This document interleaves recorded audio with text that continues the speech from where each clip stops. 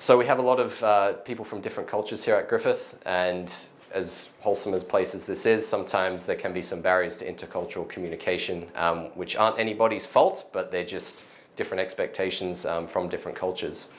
But there are things you can do to alleviate this, such as using active listening skills.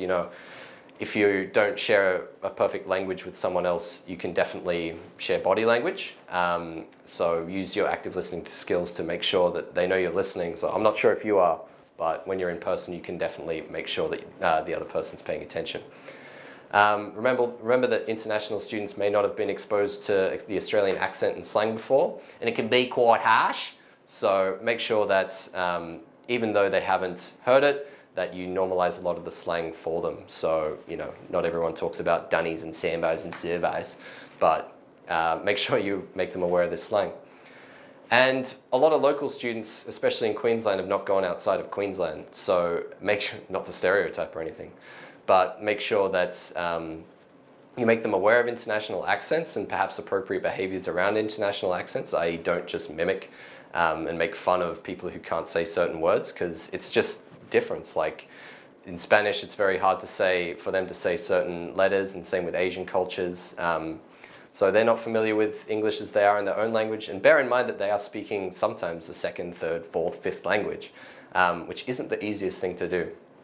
So there's a lot of non-verbal communication that goes on all the time while you're talking. So make sure you respect differences in eye contact.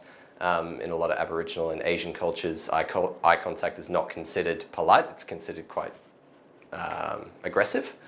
Respect personal space. I remember the first time that I went over to the States, I was very alarmed by how closely people were standing next to me, and I was like, give me some space. But no, it's just a little intercultural difference, and just assume that people mean the best with little things like this.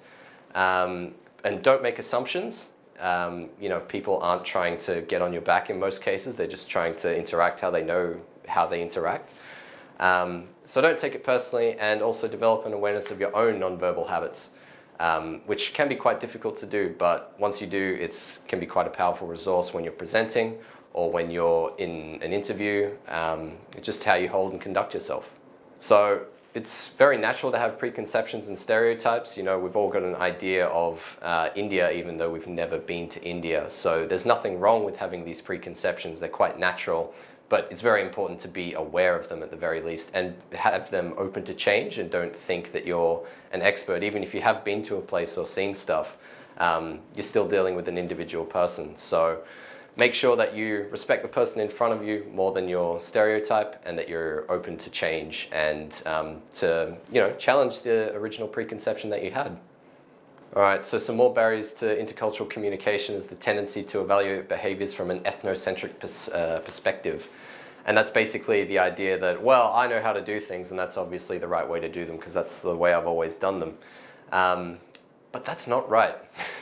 At Griffith, we want to encourage learning about other cultures and sort of being open to, all right, just because this is the way I've always done things or the way things are done in my culture, that doesn't mean that that's necessarily better than another. Because those sorts of beliefs directly lead to racism and passive racism, not hatred, but just be aware that there are many, many different cultures around the world, and yours is not necessarily the best. So intercultural communication can be hindered by high levels of stress, which international students experience when they first come to university or beyond that. It's very important that mentors recognize this stress as such and don't consider it just like, oh, why is he acting so weird or she's acting so weird. They're functioning in a second language, so make sure you're patient with these people, you take your time, and you offer your support wherever possible. Australians have a very unique sense of humour. Rubbishing is very common in Australia amongst friends and can be even used as a way to form new friendships. But this is not universal. We're a very sarcastic bunch here in Australia. So make sure that you're not straight up sarcastic with someone who you barely met, especially with your mentees, because if you're like, well, nice shoes, they might be like, thanks. And it may be difficult from those from another culture to understand the good nature and intent behind basically people bagging one another non-stop.